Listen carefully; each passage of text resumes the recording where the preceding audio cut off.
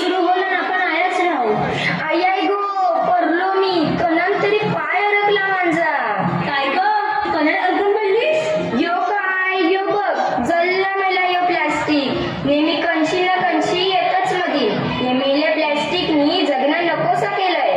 काही वर्षापूर्वी आपण सगळी बोलायचो काय तो हिरवागार निसर्ग, काय तो हिरा समुद्र, आणि आता आता काय ग? आता निसता संधी करा प्लास्टिक आणि प्लास्टिक